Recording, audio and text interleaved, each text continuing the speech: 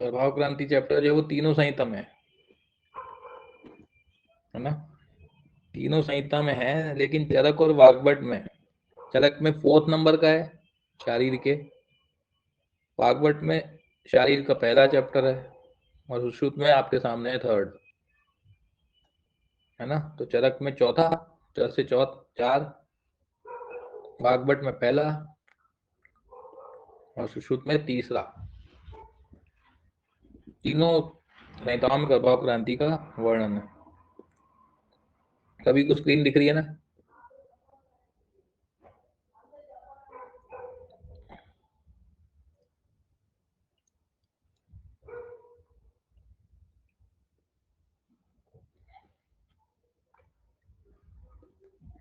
अभी 1 मिनट है ना।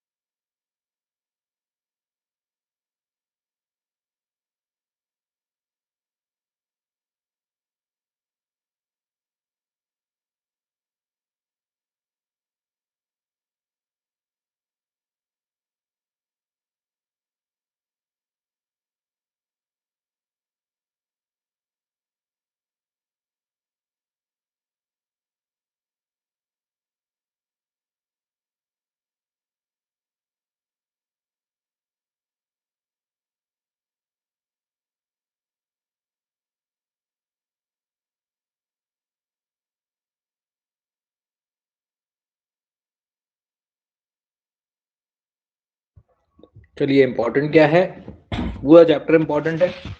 गर्भाव क्रांति मतलब गर्भ की स्थिति, गर्भ की वृद्धि, ये सब चीजें आएंगी इसमें। सबसे पहले देखिए क्या क्या से गर्भ बनता है। तो शुक्र, और शुक्र कैसा होता है, सौम्य, है ना। सबको पता है शुक्र सौम्य है, आर्तव आग्नेय है ना। लेकिन गर्भ जो है वो पंच महाभूतात्मक होता है। अब लॉजिक क्या लगता है कि शुक्र सौम्य है, आर्तव आग्नेय है, तो गर्भ कैसा होना चाहिए, सोम आग्नेय सोमी होना चाहिए। लेकिन वैसा ना होके पंचभूतात्मक होता है गर्भ, है ना। एक तो चीज हो गई, आत्मा के पर्याय आए हैं कुछ यहाँ फिर से, शारीरिक में ही पढ़े थे अपन ने। देखिए आत्मा के पर्याय, अक्षय अव्यय अचिंत्य आत्मा, क्षेत्रज्ञ शाश्वत, वेदयिता रचयिता, श्रोता गंता, दृष्टा वक्ता स्रष्टा, है ना। स्प्रष्टा, स्प्रष्टा इंपॉर्टेंट है, ध्राता कर्ता वशी साक्षी निर्विकार, ये सभी आत्मा के पर्याय हैं। अचिंत्य आत्मा को भी बोला है देखो, और अचिंत्य किसको बोला है,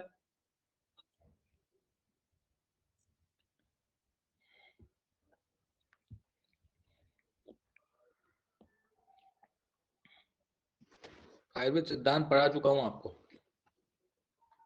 अच्छा, चिंत मन को भी बोला है, कहाँ बोला है, हाँ भारत को जरूर बोला है। अचिंत्य शक्ति, अचिंत्य वीर करके एक वर्ड आया है, अचिंत्य, अचिंत्य वीर क्या होता है,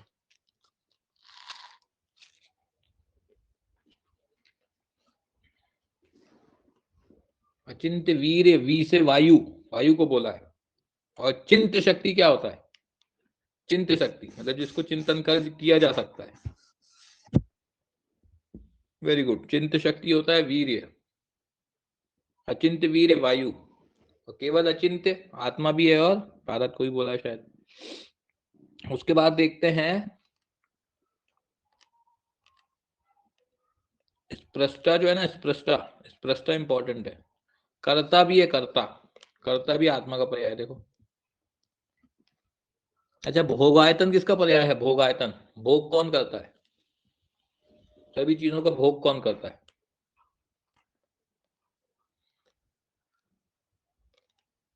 शरीर, वेरी गुड, भोगायतन शरीर का पर्याय है।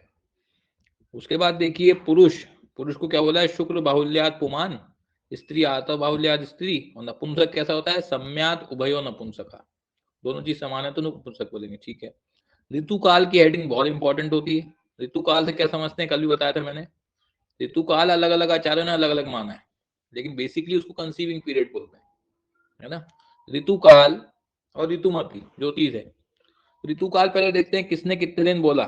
चरक का वहां पे 16 दिन है, उसको काट के पहले तो 12 दिन कर दो। चरक का 12 दिन होता है, तो चरक का है 12 दिन, काश्यप का है 16 दिन, वाग्भट 12 रात्रि, सुश्रुत आर्तव बंद होने के पश्चात 12 रात्रि, है ना। आर्तव बंद होने के पश्चात 12 रात्रि बोला है। अरुण दत्त ने प्रथम दिन आर्तव दर्शन से ही बता दिया, भाव प्रकाश ने 16 रात्रि, ठीक है। तो भाव प्रकाश और काश्यप ये दोनों साइड वाली संहिता है ना। काश्यप और भाव प्रकाश दोनों ने 16-16 बोला, बस प्रकाश जो था उसने प्रकाश को ना मान के दिन मान लिया, मतलब उसके पास प्रकाश ऑलरेडी था तो उसने रात्रि बोल दिया। बोले प्रकाश तो मेरे नाम में ही है, उसने रात्रि बोला, तो उसका उल्टा कहां हो जाएगा काश्यप में। काश्यप ने सेम बोला लेकिन 16 दिन बोल दिया। दो ऐसे याद होते हैं, बाकी सभी के 12 हैं ऐसे याद रखना है, बाकी सभी के 12। बस चरक ने दिन तो वाग्भट ने रात, और सुश्रुत ने भी रात। चरक और वाग्भट और सुश्रुत को ही साथ देंगे, सुश्रुत और वाग्भट एक साथ 12-12 रात्रि, और चरक अकेले ने 12 दिन बोल दिया। ऐसे याद रखना है इसको। नीचे भी याद होता है, नीचे से आतव मर्यादा काल लिखिए ना, देखो अब आतव मर्यादा काल और ये एक साथ याद करने पड़ते हैं। आतव मर्यादा काल में जिसने दिन बोला था ना उसने यहाँ पे रात बोल दी। आतव मर्यादा में चरक बोलता है पंच रात्र अनुबंधी, ऋतु काल में चरक ने दिन बोला था तो यहाँ पे रात बोल दी, देखो 5 रात्रि। वाग्भट ने क्या बोला, रसजम श्रवती त्रयेयम, रसजम श्रवती त्रयेयम मतलब 3 दिन। इनने ऊपर क्या बोला था, रात्रि बोला था, इसलिए इनने 3 दिन बोल दिया। सुश्रुत ने भी ऊपर रात्रि बोला था इसलिए दोनों ने 3 दिन बोल दिया। और हारित के 5 से 7 दिन है इंपॉर्टेंट, हारित के 5 से 7। नीचे से अपोजिट है, ऊपर, ऊपर और नीचे दोनों अपोजिट है। ऊपर के अगर दिन वाले तो कोई भी एक याद कर लो, जैसे ऋतुकाल आसानी से याद हो जाता है। ऋतुकाल में अपन ने कैसे याद किया, दो छोटी संहिताएं वो एक जैसी है, भाव प्रकाश और काश्यप। दोनों ने कितने माने, क्योंकि काश्यप बच्चों के हैं, बच्चे 16 साल के होते हैं, तो 16 दिन माना। अब कौन ने दिन कौन ने रात, तो प्रकाश के पास ऑलरेडी दिन है तो उन्होंने रात बोल दिया, तो बाय डिफॉल्ट काश्यप का क्या हो जाएगा, दिन हो जाएगा। ये अपने को एक याद हो गया। अब चले तीनों पे, तो सभी ने 12-12 मानी, चरक ने, सुश्रुत ने, वाग्भट ने, सबने 12 मानी। लेकिन सुश्रुत और अष्टांग जो है वो एक जैसे रहते हैं, इसलिए दोनों ने रात बोला और चरक ने दिन बोला। ये ऋतुकाल हो गया। इसका ऑपोजिट कर देना आतव मर्यादा काल में। चरक की कितनी है, 5, वहां पे दिन थे तो रात्रि हो गई। सुश्रुत अष्टांग की तो 3-3 ही है, वहां पे रात थे यहाँ पे दिन हो गए।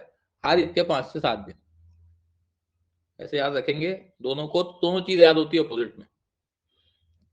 और गर्भाधान काल कितना बोला है, 4 दिन से 16 दिन तक, सबको पता है। आत्म मर्यादा काल 4 दिन की रहती है, 16 दिन तक गर्भाधान काल रहता है, तो 4 से 16, इसमें कोई दिक्कत नहीं। ऋतुमती बड़ा इंपॉर्टेंट है। ऋतुमती के लिए एक श्लोक आया था, मैंने आपको याद भी करवाया था और अंडरलाइन करवाया था, बहुत इंपॉर्टेंट था। कहां से स्टार्टिंग थी उस श्लोक की, इतना ही बता दो बस।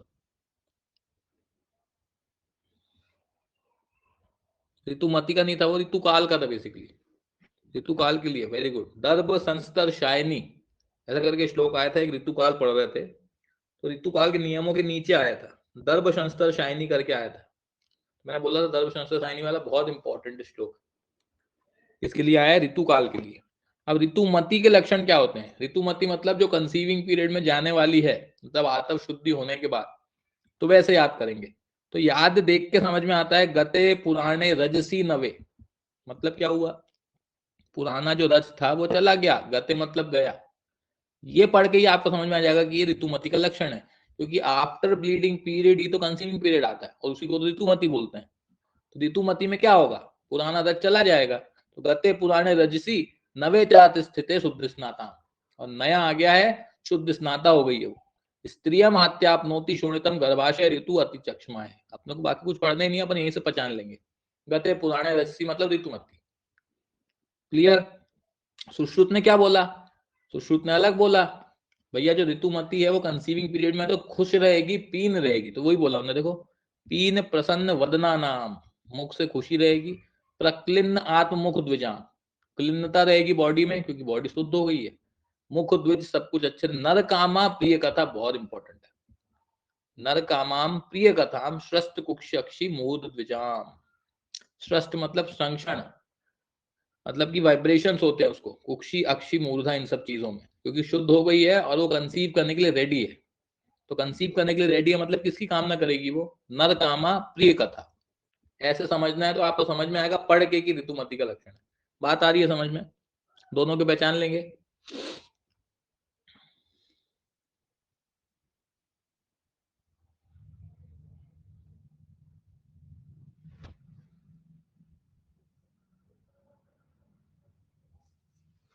बोलना ही बंद हो जाते, पता नहीं कहाँ खो जाते हो आप लोग।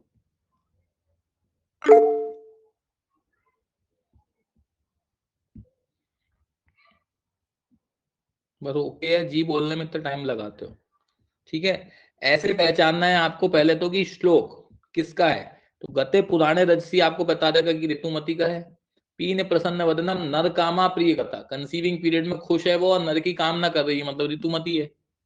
तीसरा भी ऐसे ही पहचानना है, छाम प्रसन्न वदना नाम, प्रसन्न वदन से पहचान जाना। भाई खुश कौन दिखेगा, जो कंसीविंग पीरियड में होगा, जो शुद्ध हो गया होगा, जिसका गर्भाशय शुद्ध होगा।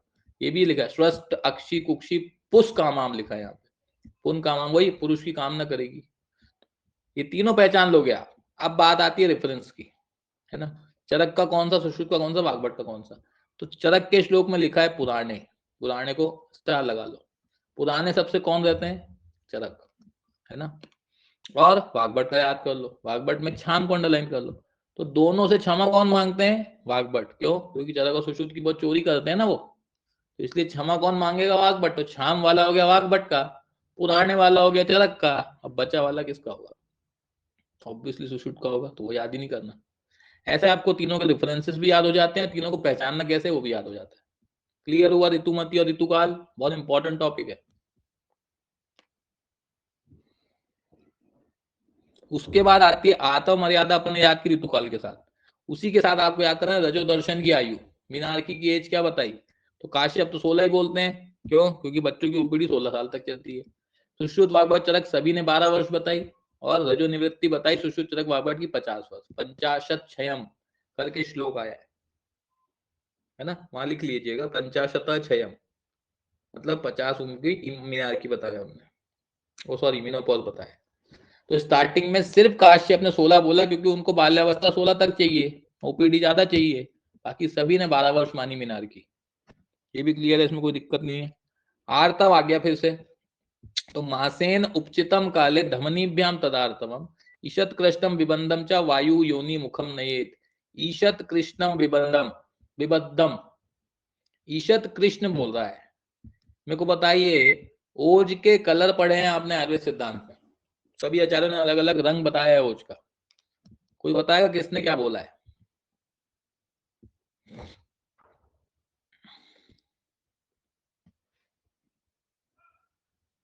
चरक ने बोला है कुछ, सुश्रुत ने बोला है कुछ, वाग्भट ने बोला है कुछ, और तीनों के अलग अलग रेफरेंसेस याद करें। रक्तम ईशत पीतकम चरक, ठीक है, रक्तम ईशत पीतकम चरक ने माना है, वहीं पे लिखते जाइए। बाकी जो मुंह देख रहे हैं ना, वो कम से कम लिख लीजिए, कोई बता रहा है तो। रक्तम ईशत पीतकम चरक का है, ईशत पीतकम है कि ईशत लोहित पीतकम है।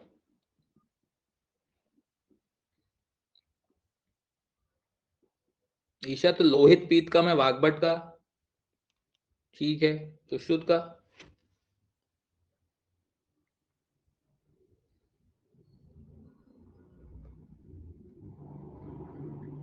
वेरी गुड, सुश्रुत ने बोला है शुक्लाभम। तीनों के ओज के कलर लिखिए और उसको डिफरेंशिएट करिए। ईशत रक्तम ईशत पीतकम बोला चरक ने, ईशत लोहित पीतकम, है ना। तो लोहे जैसी बॉडी किसकी रहती है, नए लोगों की। आजकल जिम जाके कौन बना रहे हैं, नए लोग बॉडी बना रहे हैं। तो ईशत लोहित पीतकम बोल दिया वाग्भट ने। सुश्रुत ने अपना स नहीं छोड़ा, तो स से सुश्रुत, स से शुक्लाभम, बस। ईशत रक्तम ईशत पीतकम किसका है, चरक का। ये तीनों के ओज के कलर है। और यहाँ पे क्या आया तब के लिए, ईशत कृष्ण विबद्धम, ईशत कृष्ण बोला है, मतलब रेड नहीं बोला, थोड़ा सा ब्लैकिश कलर लिए हुआ रहता है। मासेन उपचितम काले, यहाँ से आपको पहचानना है कि आतव का श्लोक है। हर मास में क्या आता है, आर्तव, इसलिए मासेन उच्चतम कार्य का श्लोक किसका है? आर्तव का। आर्तव वध हमनिया, और ये श्लोक रेफरेंस के लिए भी इंपॉर्टेंट है, कहाँ का संदर्भ भी पूछता है, तो थर्ड का है। आर्तव वध हमनिया दो ही होती है, धमनिया कहीं भी होती है, दो ही होती है। पेशियां तीन है, ये इंपॉर्टेंट है। आर्तव को वहन करने वाली पेशियां कितनी है? तीन। आपको पढ़ा के आया था मैं स्त्रियों में, जब एक्स्ट्रा पेशी पढ़ रहे थे, जब पढ़ाया था, स्त्रियों में पुरुष की अपेक्षा कितनी पेशियां एक्स्ट्रा होती हैं?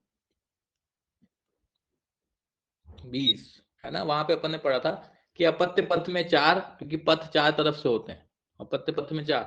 शुक्र आर्तव प्रवेशिनी जो थी वो 3 थी, इसलिए ये 3 है, ठीक है ना। दोनों स्तनों में 5 थी, तो 10 ही हो गई। रिवाइज करिएगा। नीचे जो लक्षण है वो बहुत इंपॉर्टेंट है, सद्योग्रहित और व्यक्त गर्भा, बहुत बार पूछता है। अब दोनों को रेफरेंस के साथ याद रखना है, और किसका कौन सा है। तो सद्योग्रहित गर्भा के लक्षण देखिए। पहले तो चरक ने बोले 6, सुश्रुत ने बोले 6, चरक बोलते हैं 8, और वाग्भट बोलते हैं 10, है ना। चरक, सुश्रुत, वाग्भट, चवासु 8, 10, 6, ऐसा बनता है यहाँ पे। चवासु 8, 10 और 6। जैसे अपन वो पढ़ते हैं ना, श्रोणी गुहा में अस्थियां कितनी मानी है? चवासु।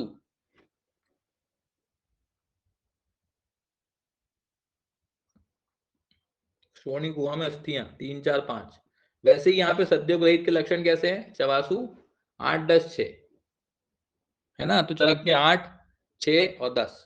अब पहचानना कैसे है? तो एस एस वाले जितने लक्षण है ना, वो सद्योग्रहित के रहेंगे, अच्छे से याद रखना। एस से सद्यो, एस से एस।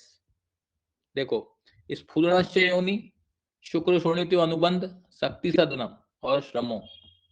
वैसे श्लोक याद कर लें तो ज्यादा अच्छा है, याद रहता है तो कंफ्यूजन नहीं होता, क्योंकि बहुत इजी है। श्रमो ग्लानि विपाशा शक्ति सदनम शुक्र शोणित्यो अनुबंधम स्फुरणश्च योनि, ऐसा ऐसा सीधा करके श्लोक है। चरक के 6, सुश्रुत के 6 याद हो जाते हैं। श्रमो ग्लानि पिपासा शक्ति सदनम शुक्र शोणित्यो अनुबंध स्फुरणश्च योनि। इसमें चरक ने कुछ चेंजेस किए हैं, है ना। उनने निष्ठीविका, गौरव, तृप्ति, अंगसात, तंद्रा, प्रहर्ष, हृदय व्यथा और योनि द्वारा बीज ग्रहण, ये सब माना है। सुचरक ने उसी को थोड़ा इलेबोरेट किया हुआ है सुश्रुत वाले। पिपासा को उनने वही बोला, पिपासा की जगह उन्होंने तृप्ति बोल दिया, है ना। ग्लानि में उनने प्रहर्ष बोल दिया, निंद्रा बोल दिया। ग्लानि मतलब क्या होता है? तंद्रा, तो ग्लानि को चरक ने तंद्रा से कोरिलेट कर दिया, है ना। और हृदय व्यथा इंपॉर्टेंट है, हृदय व्यथा उन्होंने एक्स्ट्रा बोला। तो गौरव भी आ गया, ग्लानि भी आ गया। सुश्रुत का एक श्लोक याद करिएगा, उसके साथ आपको लक्षण याद हो जाते हैं। दोनों के श्लोक से याद करिए, मैंने तो ऐसे ही किया था। श्रमो ग्लानि पिपासा शक्ति सदनम शुक्र शोणित्यो अनुबंध स्फुरणश्च योनि। सद्योग्रहित से समझिए ना, लक्षण पढ़कर समझिए। सद्योग्रहित एक है, एक व्यक्त गर्भा है ना। दोनों का मतलब समझिए पहले। सद्योग्रहित में ऐसे लक्षण आएंगे जो तुरंत दिखते हैं, है ना। जैसे श्रम, ग्लानि, पिपासा, शक्ति सदन, शुक्र शोणित्यो अनुबंध स्फुरणश्च योनि, योनि में स्फुरण, ये तुरंत दिखने वाले लक्षण है। अब व्यक्त गर्भा पढ़िए। स्तन्यो कृष्ण मुखता। अब स्तन के मुख एकदम से कृष्ण तो हो नहीं जाएंगे, क्या पता चला कि प्रेग्नेंट है और एकदम से स्तन के मुख कृष्ण हो गए, तो ये क्या है? थोड़ा लेट आने वाला लक्षण है, समझ में आता है। इसलिए व्यक्त गर्भ का है, मतलब जब गर्भ व्यक्त हो जाए, थोड़ा समय बीत जाए, 2-3 महीने, तब ये लक्षण आते हैं। तो ऐसे डिफरेंशिएट करना है आपको। स्तन्यो कृष्ण मुक्ता, अक्षि पक्षमाणी आश सम्मिलियंते विशेषता। अक्षि पक्षमाणी मतलब आंख के पक्ष और जो बाल है वो मिलने लगते हैं एक से एक। तो अब ये भी कोई सद्योग्रहित तो लक्षण है नहीं कि तुरंत आ जाएगा, है ना। ये भी थोड़ा लेट आने वाला लक्षण है। अकस्मात छर्दी, अब ऐसा तो होगा नहीं कि जैसे ही पता चला प्रेग्नेंट हुई तो उल्टी होने लग गई, वो भी थोड़ा थोड़ा डिले आने वाला लक्षण है, तो ये भी व्यक्त गर्भ में जाएगा।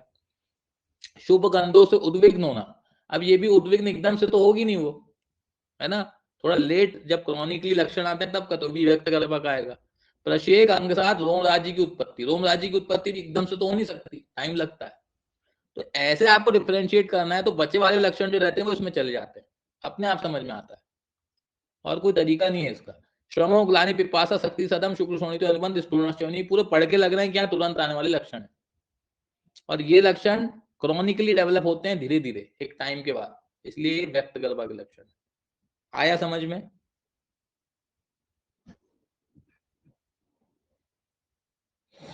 है ना। तंद्रा है, प्रहर्ष है, हृदय व्यथा है, योनि द्वारा बीज ग्रहण है, गौरव है, तृप्ति है, निश्चीविका है। ये लक्षण पढ़ के समझ में आ रहा है कि हाँ भाई ये हो सकता है, ये सिम्टम्स है जो एकदम से डेवलप हो सकते हैं। ऐसे ही चरक ने, और अब वाग्भट का पहले देख लो, वाग्भट ने भी वैसे के वैसे लक्षण बोले, योनि द्वारा बीज ग्रहण, तृप्ति, गुरुत्वम, स्फुरन, शुक्र अश्रक अनुबंधम, हृदय स्पंदन बोल दिया इनने। चरक ने हृदय व्यथा बोली थी, वाग्भट ने स्पंदन बोला। तो स्पंदन मतलब हिलना डुलना, वाइब्रेशन होना, ज्यादा वाइब्रेशन, ज्यादा हड़कंप किसमें मचता है? नए लोगों में, है ना। पुराने लोग व्यथा, व्यथित रहते हैं, नए लोग स्पंदन, हिलते रहते हैं। तंद्रा, तृण, ग्लानि और लोम हर्षणम, ये इंपॉर्टेंट है। लोम हर्षणम किसी ने नहीं माना। चरक ने प्रहर्ष जरूर बोला है, लेकिन वाग्भट ने लोम हर्षणम अकेले ने बोला है। काय का? सद्योग्रहित गर्भा का लक्षण इंपॉर्टेंट है। चरक ने प्रहर्ष माना, तो प्रथम कौन आते हैं? चरक, इसलिए उन्होंने प्रहर्ष बोला। वाग्भट ने लोम हर्षणम बोल दिया। कॉपी पूरा एग्जिट तो नहीं कर सकते, बाकी उन दोनों को कॉपी करके यहाँ मिला के लिख दिया। भाई चरक के 6, सुश्रुत के 6, चरक के 8, दोनों को मिला जुला के वाग्भट ने अपने 10 दे दिए, बस, जो हमेशा करते हैं वो। इधर भी ऐसे ही ये लक्षण तो इजीली याद हो जाते हैं, पढ़ के समझ में आता है कि हाँ भैया ये जब व्यक्त गर्भ हो जाएगा, 2-3 महीने बीत जाएंगे, तब के लक्षण है ये। शुभ, गंधो, उद्विग्न होना, प्रशेक, अंगसा, धूमराजी की उत्पत्ति। अब यहाँ सुश्रुत ने 7 ही लक्षण बताए, ये बहुत से इंपॉर्टेंट लक्षण बताना छूट गए इनसे, तो उसकी पूर्ति चरक ने करी। फिर चरक ने देखो डबल कर दी, 14 लक्षण बताए, और बहुत इंपॉर्टेंट लक्षण है, जैसे फीटल इडिमा, है ना, ओ पेडल इडिमा, सॉरी। तो पेडल इडिमा मतलब पाद शोथ भी एक प्रेगनेंसी का इंपॉर्टेंट लक्षण है, वो सुश्रुत ने नहीं बताया, वो चरक ने बताया कि प्रेगनेंसी में पाद में शोथ होता है। अम्ल कामिता, खट्टा खाने की इच्छा होती है ना। अरुचि, स्तन मुख ओष्ठ कृष्णता, इंपॉर्टेंट है। सुश्रुत ने बोला स्तनयो कृष्ण मुखता, सिर्फ इतना बोला उन्होंने, लेकिन उन्होंने क्या बोला? स्तन मुख के साथ ओष्ठ, ये भी इंपॉर्टेंट है, ये चरक ने ओष्ठ ऐड किया उसमें। स्तन में दुग्ध प्रवृत्ति, आर्तव दर्शन, बहुत इंपॉर्टेंट लक्षण है, सुश्रुत ने नहीं बताया, चरक ने बताया। आर्तव का अदर्शन होना, absence of menstrual cycle, menstruation. योनि का विस्तृत होना, और 7 और 7 14, बाकी 7 सुश्रुत के, ये 7 उन्हें एक्स्ट्रा माने, बहुत इंपॉर्टेंट है पूरे। सबको लगता है कि सुश्रुत के होंगे, सुश्रुत शारीर के एक्सपर्ट है, जबकि मेन लक्षण जो है वो चरक में ऐड कर रहे हैं, काय में? व्यक्त गर्भ। ये पढ़ के लग रहा है पूरे लक्षण व्यक्त गर्भा के हैं, जब गर्भ सेटल हो जाता है 3 महीने में, तब ये लक्षण उत्पन्न होते हैं, इसलिए तो उसको व्यक्त गर्भा बोल रहे हैं। सद्योगहित के तो तुरंत के लक्षण रहते हैं, लेकिन याद कैसे रखेंगे कि सुश्रुत एक्सपर्ट थे, फिर भी उनने 7 लक्षण बताया और 7 बहुत इंपॉर्टेंट लक्षण भूल गए, वो फिर चरक ने पूरित किए। पाद शोथ, स्तन मुख, ओष्ठ कृष्ण, ये चरक ने ओष्ठ को ऐड किया। तीनों लक्षण समझ में आए रेफरेंस के साथ? थोड़ा आप अपने दिमाग से भी लगा लेना। अब वो नीचे के लक्षण मिलाए हैं, देखो कि वाग्भट ने क्षमता, गरिमा, मूर्छा, जृंभा, रोम राज्य, प्रकाशनम, अन्न विदा इत्यादि 15 लक्षण व्यक्त गर्भा के माने। व्यक्त गर्भा में इनने मिला जुलू के सुश्रुत के साथ चरक के 14 मिला के कितने? 15 कर दिए, और वही सब बता दिया। क्षमता, गरिमा, मूर्छा, क्या बोल दिया हमने आखिरी में? कि क्षमा करो, आपकी गरिमा को हमने ठेस पहुंचाई, पर हम आपका कॉपी करेंगे, ऐसा बोल दिया वाग्भट ने। ये क्षमता, गरिमा, मूर्छा से आप समझ जाओगे ये वाग्भट का रेफरेंस है ना। और ये किसकी आएगी? व्यक्त गर्भा में उन्होंने बोला है। रोम राज्य, प्रकाशनम, अन्न विदा इत्यादि। तो सद्यो गर्भा के लक्षण सुश्रुत के 6, चरक के 8, हृदय के 10, व्यक्त गर्भा 7, 14, 15। क्लियर?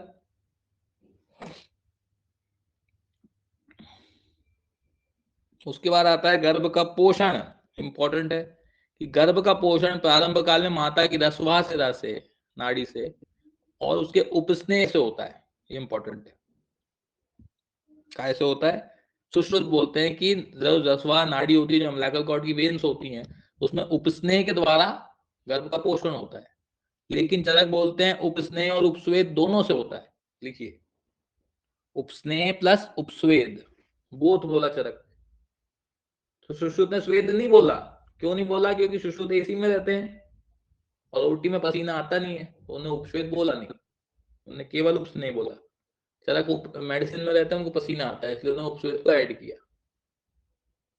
ठीक।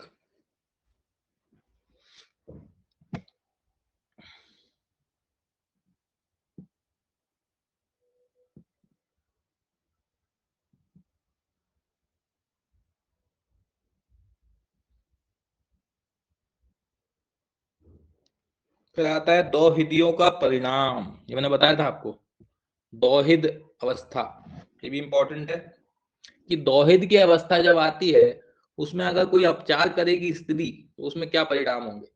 कल अपन ने जो पढ़ा था वो था ऋतुकाल में, ऋतुकाल में बताया था ना, अंजन लगाएगी तो अंधी हो जाएगी, है ना, ऐसा करके। वैसे यहाँ पे दोहिदिया के लिए भी आया है, सुश्रुत ने बोला है कि गोदा मास अश्ने पुत्रम सुषुप्सु धावनात्मकम, बहुत इंपॉर्टेंट है, क्वेश्चन बनते हैं यहाँ से। गोधे का मांस अगर ज्यादा खाएगी तो संतान कैसी होगी, सुषुप्सु और धावनात्मकम, दौड़ने वाली। तो गोधा जो है वो क्या करता है, भागता है। गोधा में धा है, देखो धा, और धावनात्मक में भी धा है, ऐसे याद रखेंगे। गोधा में धावनात्मकम वाला लक्षण आएगा। और सुसुप्सु, गवाम मासे तो बलिनम सर्व क्लेश सहम तथा, गवाम मांस खाएगा तो कैसा होगा, बलवान और सर्व क्लेश सहा। तो गाय कैसी होती है, बलवान और सर्व क्लेश को सहने वाली होती है ना। गाय को, गवाम को गाय के दूध से याद रखना कि गवाम मतलब गाय का दूध। गाय का दूध कैसा होता है, बल देने वाला और सब क्लेश को सहन करने वाला होता है, इसलिए अपन दूध पीते हैं। तो गवाम मांस खाएगी तो ऐसा होगा। माहिषे दोयदा शूरम रक्ताक्षम लोम संयुतम, बहुत इंपॉर्टेंट। शूर एक, रक्ताक्षम दो और लोम संयुतम तीन। महिष का मांस अगर ज्यादा खाएगी संतान कैसी होगी, शूर, रक्त आक्षम और लोम संयुतम, है ना। तो राक्षस और शूर जो रहते हैं इनकी लाल लाल आंख रहती है, वो काय पे बैठ के आते हैं, भैंसे पे, ऐसे याद रखना कि लाल आंख वाले शूर जो रहते हैं, और भैंस के ऊपर आपने देखा होगा बहुत सारे बाल रहते हैं, तो लोम संयुतम किसमें हो जाएगा, भैंस का। तो लोम संयुतम रक्ताक्षम और शूर, तो लाल आंख वाले शूर जो रहते हैं वो भैंस पे बैठ के आते हैं, जिनके ऊपर बहुत सारे बाल रहते हैं, ऐसा लिख लो। तो माहिष मांस खाने से ये तीन लक्षण मिलेंगे।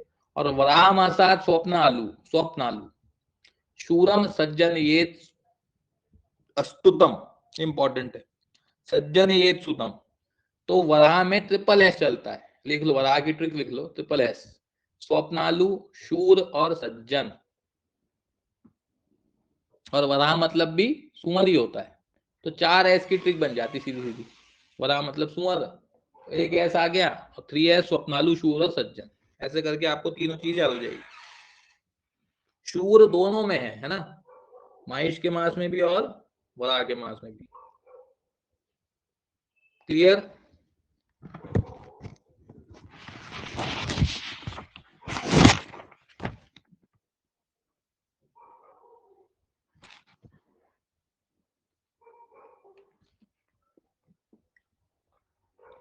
उसके बाद बचता है सदी का सबसे इंपॉर्टेंट टॉपिक, क्या है, गर्भ की मासानुमासिक वृद्धि। चारों अध्यायों के हिसाब से याद करनी पड़ती है, हर बार क्वेश्चन आते ही आते हैं, एक नए क्वेश्चन आते ही। तो बेसिक्स क्या है, बेसिक्स ये है कि चरक और काश्यप दोनों की एक साथ पढ़ना है क्योंकि दोनों में समानता ज्यादा है, और सुश्रुत और हृदय की एक साथ पढ़ना है क्योंकि इन दोनों में समानता ज्यादा है। तो पहले देखो चरक की और काश्यप की, ठीक है। चरक ने बोला पहले मास में खेट भूतो भवत अव्यक्त विग्रह सद असद भूतांग, सद असद भूताव्यंग, बहुत इंपॉर्टेंट है, सद असद भूतांग अव्यय। तो सद और असद, सही गलत की बात कौन करते हैं, चरक जी। सद असद, और सद असद मतलब सही गलत, ये मामला सेट कब होगा, पहले महीने में तो होगा कि सही भी है कि नहीं है, गर्भ है कि नहीं है, हाँ या ना, सद या असद। तो ये बात कब होगी, पहले महीने में। और सद असद की बात कौन करेगा, चरक।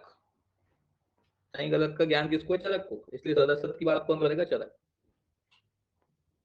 और भवत्य अव्यक्त विग्रह भी लिख लो यहाँ पे, चरक ने अव्यक्त विग्रह भी बोला है कि अभी चीजें अव्यक्त रहती हैं पहले मास में, कुछ समझ में नहीं आता, है ना, भवत्य अव्यक्त निग्रह। और सदसद भी चरक का है। खेट भूत तो बहुत बार पूछा है, खेट मतलब क्या होता है, कि अभी खेट जैसा कुछ है, कंफर्म नहीं है क्या है, उसको खेट भूत बोल दिया चरक ने। काश्यप ने भी ये बोला, देखो जीवात्मा के प्राण बीज धातु का निव्यक्त करता है, शरीर प्रविष्ट के चारों ओर रक्त फैल जाता है ना, और शुक्र से गर्भस्थ बालक के अस्थिमांस स्नायु बनते हैं, ये सेकंड का है। शुक्र से गर्भस्थ बालक के अस्थिमांस और स्नायु बनना है, ये सेकंड का है। अब उसको छोड़ दो, चरक के सेकंड पे आओ।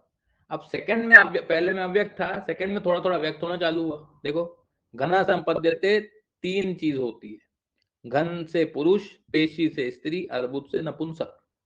ये सबको पता है, बचपन से पढ़ रहे हो आप लोग कि घन से पुरुष होता है, पेशी है तो स्त्री और अर्बुद है तो नपुंसक। वाग्भट काश्यप ने भी सेकंड में क्या बताया, शुक्र से गर्भस्थ बालक के अस्थि मांस और स्नायु बनने लगते हैं। काश्यप का रेफरेंस है कि अस्थि मांस और स्नायु कब बनेंगे, सेकंड में, है ना। तो काश्यप ने अस्थि मांस स्नायु को बनना बोला, चरक ने दूसरे में लिंग मतलब लिंग विभाजन बोला।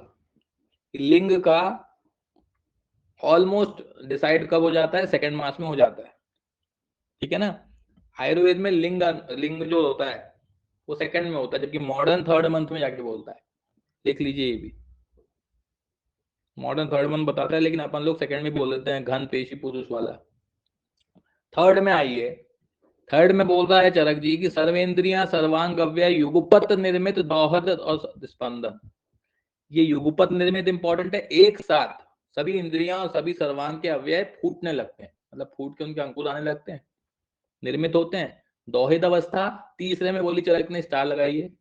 और स्पंदन होना भी, जब हृदय होगा तभी तो स्पंदन होगा, इसलिए दोहित भी और स्पंदन भी दोनों तीसरे मास में, चरक के भी और काश्यप के भी। देखो, सर्वेंद्रियां सर्वांग अव्यय युगपत प्रकट एक साथ प्रकट हो जाएंगे, गर्भ स्पंदन होगा, चेतना वेदना सुख दुख ये सब किसके आश्रित रहते हैं, हृदय के, इसलिए तीसरे मास में हृदय आएगा तभी तो ये सब होगा।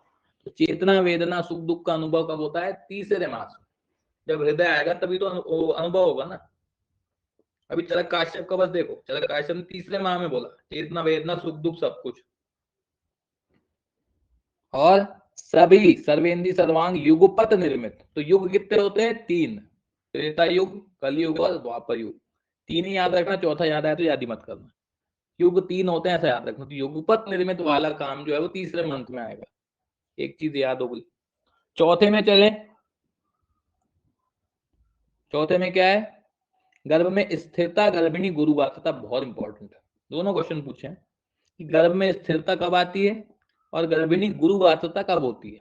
मेरे को एक बात बताइए कि जब कोई चीज किसी के अंदर है और वो चीज स्थिर हो रही है, तो जिस चीज के वो अंदर है वो तो ऑब्वियसली गुरुवार्ता हो ही जाएगी ना। अगर माता के अंदर गर्भ है और वो गर्भ बड़ा होकर स्थिर हो रहा है तो माता का वजन तो बढ़ेगा ही, गुरुवार्ता आएगी उसमें।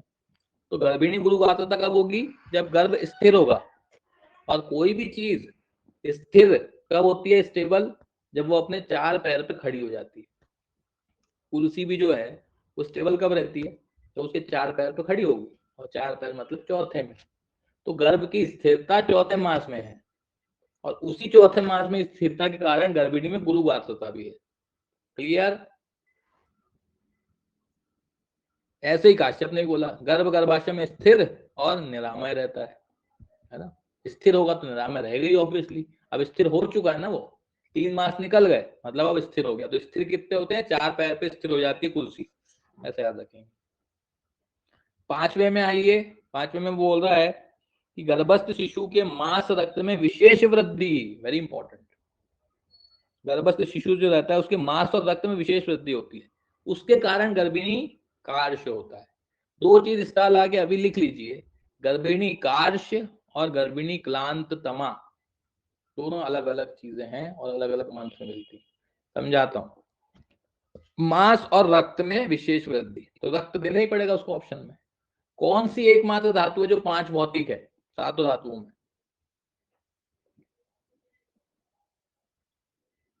रक्त अकेली ऐसी धातु है जो 5 भौतिक है, बस अपना क्वेश्चन सॉल्व हो गया। वो ये पूछेगा कि मांस रक्त में विशेष वृद्धि कब होगी, तो आप रक्त से देख के लगाओगे कि रक्त पंच भौतिक है इसलिए पांचवे का लक्षण है। अब एक बात बताइए, किसी में रक्त की वृद्धि होगी, है ना, तो रक्त कहाँ से जाएगा, गर्भिणी से ही जाएगा ऑब्वियसली, क्योंकि बच्चा तो गर्भिणी के अंदर ही है। और गर्भिणी में रक्त कम होने के कारण उसको कार्शता आ जाएगी। मांस और रक्त में वृद्धि है ना, गर्भ का मांस बढ़ेगा मतलब गर्भिणी का मांस कम होगा, और गर्भिणी का मांस कम होने से कार्शता आएगी। तो कार्शता 5वें महीने में क्यों है, क्योंकि मांस रक्त की गर्भ में वृद्धि हो रही है। क्यों हो रही है, क्योंकि रक्त जो है वो 5 भौतिक है इसलिए 5वें महीने में हो रही है। अब क्लियर हुआ। काश्यप ने भी वही बोला, गर्भ के मांस शोणित में वृद्धि अतः गर्भिणी कृश, क्योंकि मांस में वृद्धि हो रही है तो गर्भिणी कृश होगी होगी, ऐसा 5वां हो जाएगा। छठे में और अच्छी चीज बोली चरक ने, देखिए गर्भ के बल वर्ण में वृद्धि अतः गर्भिणी के बल वर्ण में हानि। अब एक बात बताइए मेरे को कि बल और वर्ण कौन सी चीज खाने से बढ़ता है?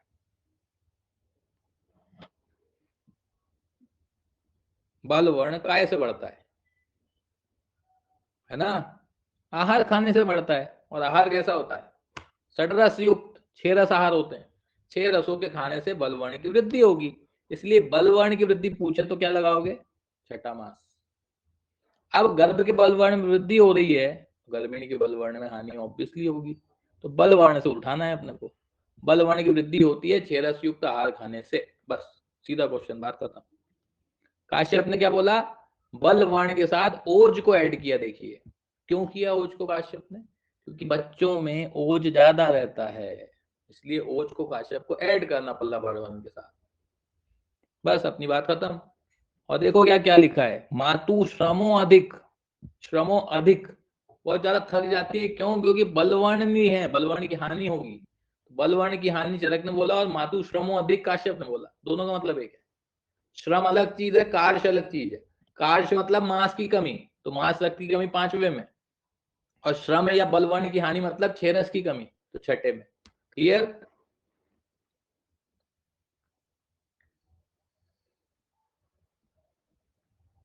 उसके बाद आते हैं 7वें महीने में।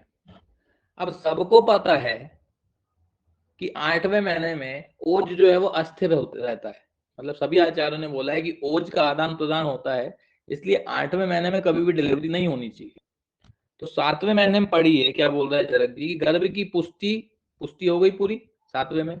गर्भिणी सर्वकार्य क्लांततमा, क्लांततमा मतलब उदास। अब गर्भिणी क्यों उदास है? जब गर्भ की वृद्धि हो गई, पुष्टि हो गई, बलवर्ण में भी वृद्धि हो गई, फाइनल पुष्टि कब हुई? 7वें महीने में, है ना? तो गर्भिणी क्लांत इसलिए है क्योंकि 8वां महीना आने वाला है। अब उसको लग रहा है कि कहीं 8वें महीने में डिलीवर हो गया तो बच्चा डेड भी पैदा हो सकता है, क्योंकि ओज का आदान प्रदान होता है 8वें महीने में। तो इसलिए उसको 7वें महीने के एंड में घबराहट होने लगती है, तो वो क्लांत तमा रहती है, उदास रहती है, क्योंकि 8वें महीने के बारे में टेंशन में रहती है। इसलिए क्लांत तमा कब आएगा? 8वें के जस्ट पहले, 7वें में। काश्यप ने क्या बोला?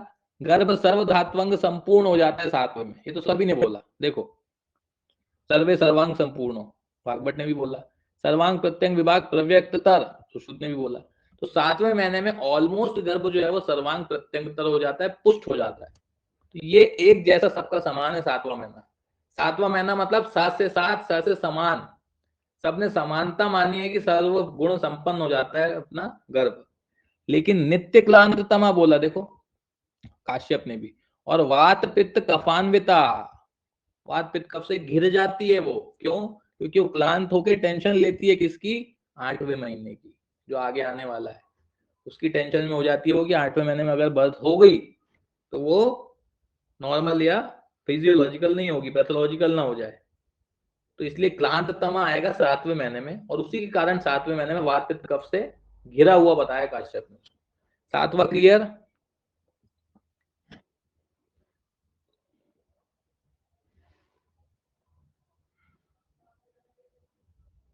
अब आइए 8वें पे। 8वें में आप सबको पता है ओज अस्थिर, चरक ने बोला। गर्भिणी मुहुर्मुहु युक्ता मुहुर्मुहु मिलाना, कभी कभी खुश रहेगी, कभी कभी मिलान रहेगी, क्योंकि टेंशन में। कभी ओज उसके अंदर रहेगा तो खुश, कभी ओज बच्चे के अंदर रहेगा तो मिलान। इनने भी यही बोला ओज अस्थिर, इनने भी यही बोला माता पुत्र के बीच में ओज बार बार संचार होता है। काश्यप ने भी यही बोला ओज का परस्पर आदान प्रदान मुहुर मिलाना मुहुर मिष्टा, बहुत बार पूछा है। मुहुर मिलाना मुहुर मिष्टा किसका लक्षण है? तो मुहुर मुंह से समझ जाओगे आप। बार बार क्यों हो रही है? क्योंकि कभी ओज इधर आ रहा है, कभी ओज उधर जा रहा है, और ओज का आदान प्रदान 8वें महीने में होता है, सबको पता है। तो 8वां महीना क्लियर। 9वें में कुछ है ही नहीं, प्रसव काल तिलक का कितना? 9 से 10 माह तक कर लो तो सामान्य, और 10 माह के बाद पैथोलॉजिकल विकृति बताइए चरक में, है ना? ये भी एक साथ पढ़ लो, क्योंकि प्रसव काल चरक और काश्यप को तो एक जैसा है, लेकिन ये काश्यप का श्लोक एज इट इज स्पेसिफाई करता है काश्यप, और ये पूछा जाता है। उनने बोला वही कि 9 से 10 माह तक कराना है, लेकिन उन्होंने श्लोक बोल दिया नवमादिषु मासेषु जन्म यथाक्रम। ये श्लोक एग्जैक्ट ऐसे कैसा पूछता है? काश्यप का है, और श्लोक पूछेगा तो आपको एग्जैक्ट काश्यप ही लगाना पड़ेगा। तो नवमादिषु मासेषु जन्म यथाक्रम, नवमादिषु ऐसा याद रखना कि नवम, नए नए कौन रहते हैं? बच्चे। इसलिए बच्चे नवम आदिशु वाला श्लोक किसका है? काश्यप का। इनने भी गर्भावस्था 10 माह तक की बताई। चरक काश्यप ने दोनों 10 माह बोली। सुश्रुत जी जो सर्जन थे, अब सर्जन जो रहता है वो थोड़ा डेयरिंग वाला रहता है, उनने क्या बोला कि 10 वर्ष थोड़ी कोई दिक्कत नहीं है, बोले 12 माह तक भी हम सामान्य करा देंगे। तो सुश्रुत ने थोड़ी डेयरिंग दिखाई सर्जन ने, उन्हें 12 माह तक सामान्य बोल दिया और बोले 12 के बाद अगर हुआ तो विकृति है। तो सर्जन की डेयरिंग आ गई यहाँ पे। और अष्टांग हृदय ने भी चरक का ही फॉलो किया, लेकिन एग्जैक्ट कॉपी तो कर नहीं सकते, तो थोड़ा उन्होंने वो इसको सेंटेंस को बदल दिया कि 8 माह से 1 दिन भी अधिक हुआ तो प्रसव काल, मतलब 90 महीने प्रसव काल, और 1 वर्ष मतलब 12 महीने तक सामान्य। 12 महीने तक उनने सामान्य बोला, सुश्रुत की नकल मार ली और आधी चरक की मार ली। भाई 9 मास से उनने बोल दिया सब चरक का, और 1 वर्ष तक सामान्य करके उनने मार ली नकल सुश्रुत की। तीनों को ही एक जैसी कॉपी हो गई। पूरे मास क्लियर हुए चरक काश्यप के।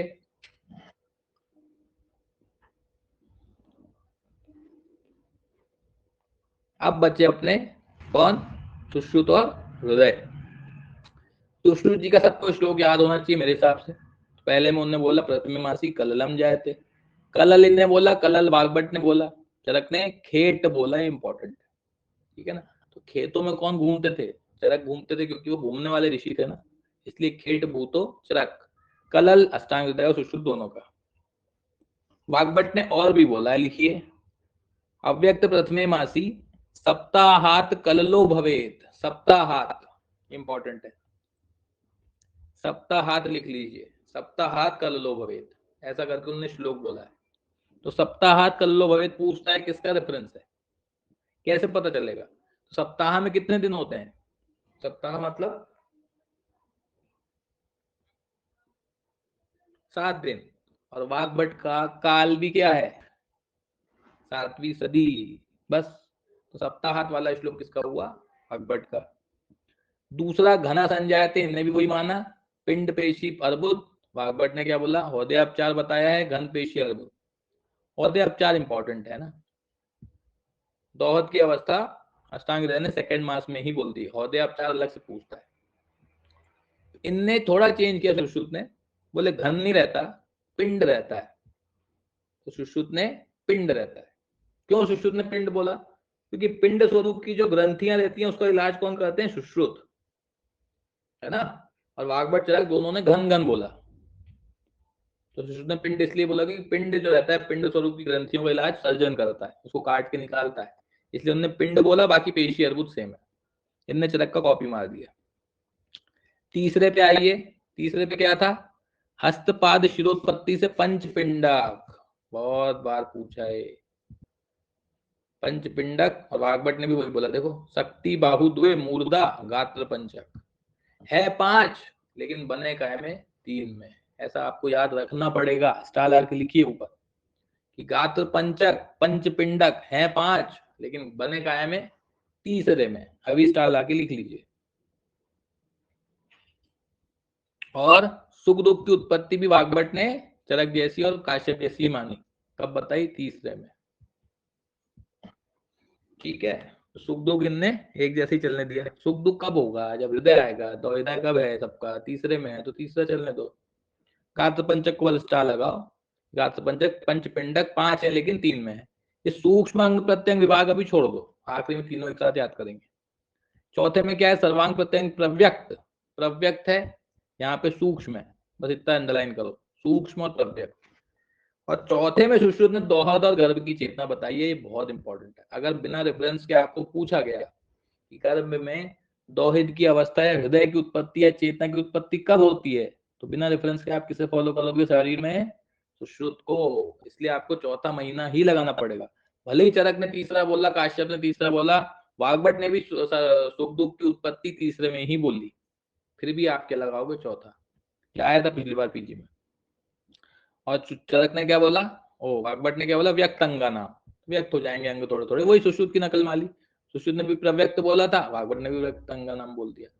पांचवा और छठवा आप सबको याद है। पांचवे में सुश्रुत बोलते हैं मना प्रतिबुद्धि तरह, मन 5, और 6 में बुद्धि, कोई दिक्कत ही नहीं है।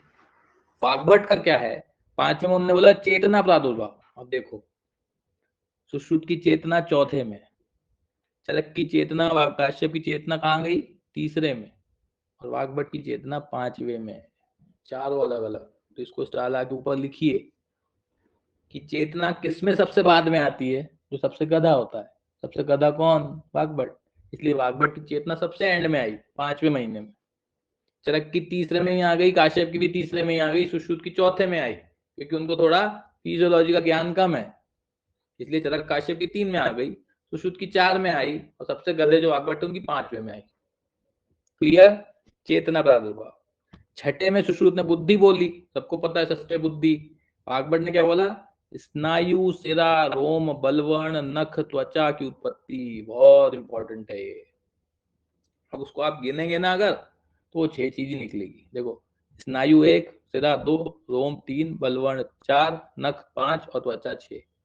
तो 6 चीजों की उत्पत्ति छठे माह में। ऐसा सीधा सीधा याद रखो। 6 चीजों की उत्पत्ति, वाग्भट का रेफरेंस पूछेगा तो 6 चीजों की उत्पत्ति छठे माह में, सीधा सीधा। अब चरक काश्यप नहीं देखना है, फिर ये दोनों याद करोगे तो, ये दोनों जब याद करोगे तो ये दोनों ही करना है, और चरक काश्यप करोगे तो ये दोनों ही करना है, तब आपको याद हो पाएगा। चारों को मिलाया तो फिर आप मिल जाओगे। ठीक। 7वें का है सर्वांग प्रत्यंग विभाग प्रव्यक्तर, इन्हें भी वही बोला, सर्वे सर्वांग संपूर्ण। सभी ने सब संपूर्ण बोला। सबसे इंपॉर्टेंट है कि किस रोग की उत्पत्ति किस माह में होती है, कि किस। तो कि किस रोग की उत्पत्ति 7वें माह में, ये अभी से स्टाइल आके लिख लो ऊपर। कि किस मतलब अपन पूछते ना, कहाँ गया, तो किसके साथ गया, किसके साथ, किसके साथ, साथ मतलब साथ, तो कि किस मतलब साथ, किसके साथ, कि किस की उत्पत्ति 7वें माह में। ये दोनों अपन ने याद कर चुके हैं। अब एक चीज अच्छे से स्टार आगे लिख लीजिए साइड में सुश्रुत की, 3, 4 और 7। 3, 4, 7 लिखिए वर्टिकली। 3 में लिखिए अंग प्रत्यंग कैसे हो रहे हैं, सूक्ष्म, क्योंकि तीसरा ही महीना है अभी, सूक्ष्म है। चौथे में कैसे हो रहे हैं, देखो प्रव्यक्त, अंग प्रत्यंग कैसे हो गए, प्रव्यक्त, थोड़े थोड़े व्यक्त हो गए, तो चौथा माह है। और 7वें में देखो सर्वांग प्रत्यंग विभाग प्रव्यक्तर, प्रव्यक्त थे और प्रव्यक्तर मतलब पूरे हो गए जितने बचे थे। तो सूक्ष्म, प्रव्यक्त और प्रव्यक्तर, 3, 4, 7 सीधे सीधे याद रखना, अलग से आता है जरूरत नहीं। 3, 4, 7 सूक्ष्म, प्रव्यक्त और प्रव्यक्तर। बाकी पूरा टेबल आपको ऑलमोस्ट हो गया है, कोई दिक्कत? कि देखिए दोहदिया की उत्पत्ति बताइए, कि गर्भ में जीवात्मा जब आ जाती है तो उसको दोहदिया संज्ञा बोलते हैं। जब भी जीवात्मा का प्रवेश होगा तो उसको दोहदिया बोलते हैं। दोहदिया सबने अलग अलग बताया, मैंने बता दिया आपको। अष्टांग संग्रहकार ने 3 पक्ष के बाद वह 5 मास से पूर्व दोहित की उत्पत्ति मानी। बहुत इंपॉर्टेंट है ये। दोहद चरक का 3, काश्यप का 3, सुश्रुत का 4, और संग्रह का देखो 3 पक्ष मतलब 15 या 45 है ना, 45 दिन, मतलब ऑलमोस्ट कितने महीने हो गए, 1.5 महीना करीब। 1.5 महीना के बाद से 5 मास के पूर्व, ऐसा लंबा चौड़ा बोला है। तो संग्रह जी क्या है, सब चीज का संग्रह कर लेते हैं, है ना। तो उन्होंने स्पेसिफिक तो बताया नहीं, उनने पक्ष से स्टार्ट किया और 5 मास से खत्म कर दिया, मतलब सभी चीजों का संग्रह कर दिया। बोले कभी ना कभी तो होगी। तो ऐसा लंबा चौड़ा कौन मान रहा है, संग्रह, क्योंकि बूढ़े हो गए हैं वो। अब एक चीज बच रही है, भार और लंबाई गर्भ की, ये भी इंपॉर्टेंट है। तो इसका तरीका करना आपको ही है, तरीका बस एक ये समझ लेना कि नीचे से उल्टा याद करना, क्योंकि एंड में जब बर्थ के टाइम का जो डायमेंशन होता है ना, वो सबको याद रहता है। ये सबको पता है कि गर्भ पैदा होता है तो 2.5 से 3 किलो का होता है, और उसकी वजन कितना होता है, वो सॉरी लंबाई कितनी होती है, 50 सेंटीमीटर। क्योंकि पहले मास का किसी को याद नहीं रहता, लेकिन एंड का सबको याद रहता है। तो एंड का सबको याद है, उसमें 5 5 कम करते जाना बस अपने हिसाब से, तो थोड़ा ऊपर नीचे करके याद हो जाएगा। जैसे देखो 50 था हाइट, उसके ऊपर कितनी होगी, 5 माइनस कर दो 45, फिर 5 माइनस कर दो 40, फिर 5 माइनस कर दो 35, फिर 5 माइनस कर दो 30। 5 तो ऐसे ही याद हो जाती है, नीचे से उल्टा 5 5 माइनस करो। उसके बाद 30 में से फिर 22, फिर 6 और 4, बस इतनी याद करनी है आपको।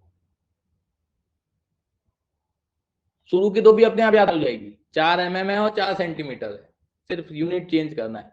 4 mm पहले में, दूसरे में 4 सेंटीमीटर।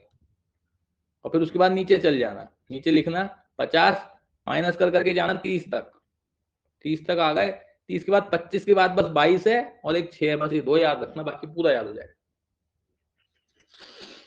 क्लियर? ऐसे ही है आपका वजन में, वजन सबको पता है 2.5 से 3 है, फिर कितना माइनस किया, 2 किलो हो गया, 2.5 में से 5 कम 2, 2 में से 5 कम 1.5, 1.5 में से 5 कम 1000, 1000 में से 5 कम 500 होता था, पर 480 है, और उसका आधा कितना होना था, 250 तो 240 है। ऐसा करके याद करोगे तो याद हो जाएगा। 240, फिर इसमें है ही नहीं, फिर 4 ग्राम और 1.5 से 1.5 ग्राम, ऊपर के उतने इंपॉर्टेंट भी नहीं है, नीचे से याद रखना। ऐसे करके आपको गर्भ की लंबाई और वजन भी याद हो जाएगा।